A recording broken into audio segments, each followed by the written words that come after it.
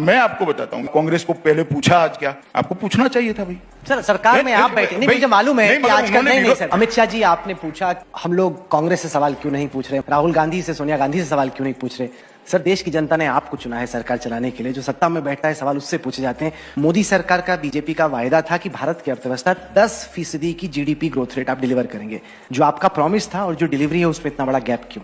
Private investment की जो दर है वो 16 साल के अपने न्यूनतम पे है। आप एक्सपोर्ट्स को देखिए वो डिक्लाइन कर रहे हैं। कोई भी ऐसा आंकड़ा नहीं जिसमें लग रहा है कि इस सरकार में इकोनॉमी बहुत तेजी से ग्रो कर रही है। आप डंके की चोट पे पहले कहा करते थे, आपकी पार्टी का हर प्रवक्ता कहा करता था कि दुनिया की सबसे तेज रफ्तार से विकास करने वाली अर्थव्यवस्था भारत है। आज की तारीख में इजिप्ट, फिलीपींस, यहां तक कि बांग्लादेश हमसे तेज रफ्तार से ग्रो कर रहा है। देखिए राहुल जी, आप कुरेज कर सारी बातें पूछेंगे। जो समस्या है बेरोजगारी की फॉर एग्जांपल, वो तो अभी लोगों को सामना करना पड़ा, क्योंकि वो जो नया डेटा आया वो तो कहता है कि 45 साल में जो अनएम्प्लॉयमेंट है वो अपने मैक्सिमम पर है इस वक्त। ऐसा है, आप थोड़े सवाल बचाकर रखो। ऐसा क्यों होता है सर कि जिन लोगों के खिलाफ इन्वेस्टिगेशन हो रहा है वो लोग हैं जो कि बीजेपी के विरोध में खड़े हैं। महिलाओं के खिलाफ अपराध की घटनाएं हो रही हैं, कि जहां पर सब कुछ स्पष्ट हो वहां पर एक महिला को बार बार उसी बलात्कार का सामना न करना पड़े। आप मुझे इतने सवाल पूछ रहे हो भाई, कांग्रेस को क्या चाल चरित्र चेहरे की जरूरत नहीं है? आप कांग्रेस पार्टी को क्यों इतना सॉफ्ट हो जाती है आपकी चैनल? मेरी तो समझ में नहीं, पूरे दिन में कभी भी एक भी सवाल नहीं पूछा, फिर आपके सवाल की लिस्ट में वो आएंगे ही नहीं।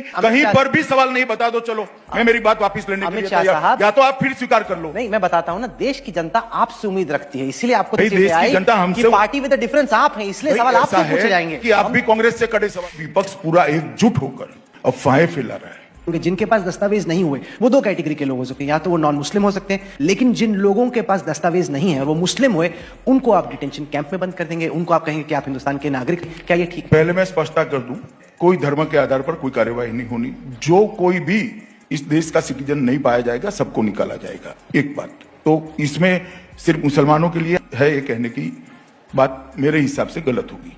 दूसरी बात, सबसे पहली बात है कि इस देश का विभाजन कभी भी धर्म के आधार पर नहीं होना चाहिए था, मगर एक कटु वास्तविकता, कटु सच है कि इस देश का विभाजन धर्म के आधार पर हुआ। बंटवारा धर्म के आधार पर नहीं होना चाहिए, मगर कांग्रेस ने बंटवारे की डिमांड को सरेंडर किया और इस देश का विभाजन धर्म के आधार पर हुआ।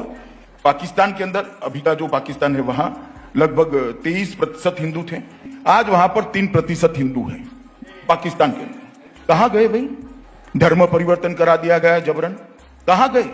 ढेर सारे किस्से मैंने संसद में बताए, इनकी बच्चियों को उठा ले जाकर जबरन धर्म परिवर्तन कराकर निकाह पढ़ा दिया जाता। जब नेहरू लियाकत समझौते का अमल नहीं हुआ, कांग्रेस ने 70 साल तक इन लोगों को नर्क की जिंदगी जीने के लिए अपनी वोट बैंक के कारण मजबूर किया।